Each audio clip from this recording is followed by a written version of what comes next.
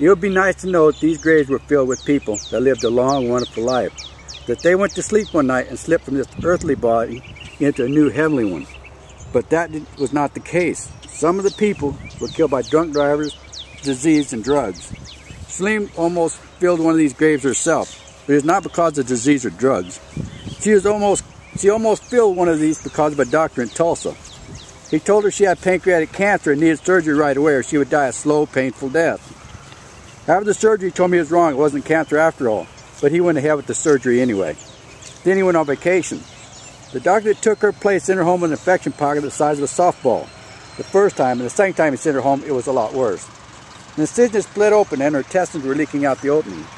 They had shoved a fistful of sponges inside the opening and called it good enough. Both times after her release, I took her to a doctor in Parsons. The first time she was released, he sent her back to Tulsa. Second time, he kept her there.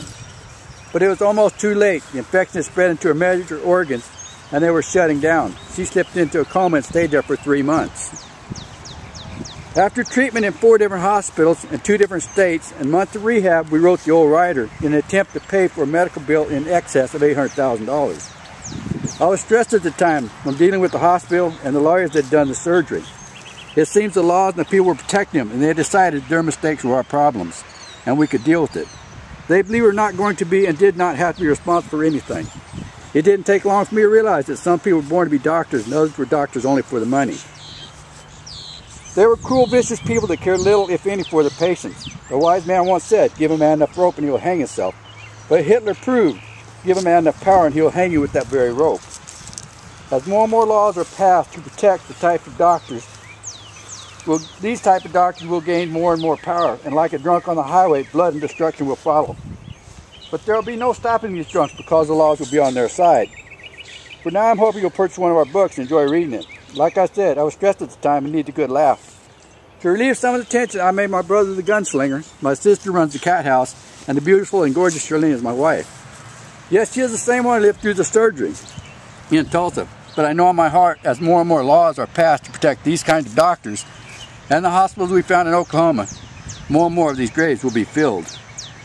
Not because of drugs or alcohol, but because of cruel, vicious people, wanting nothing more than a bigger home, a faster boat, or a nicer car.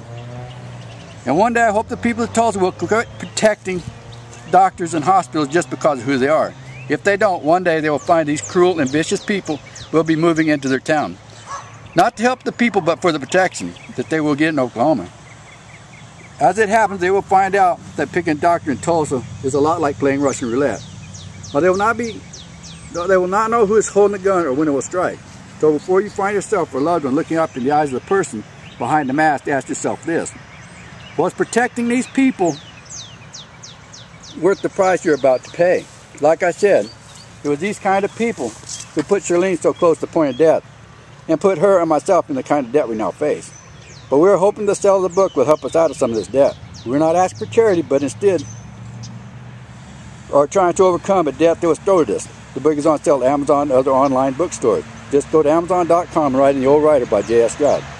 Like I said, I hope you enjoy the book. It is written out of need, but turned into a lot of fun. By the way, my name is James, not Joe. I guess a person would say we're selling the book to pay for a bill for a cancer that did not exist, an operation that never should have been performed, and an infection that Shalene never should have had. Well, I hope you have a good day, and thanks to the Lord Jesus Christ, and because Shalene is alive, I know I will. Thank you, J.S. Stroud.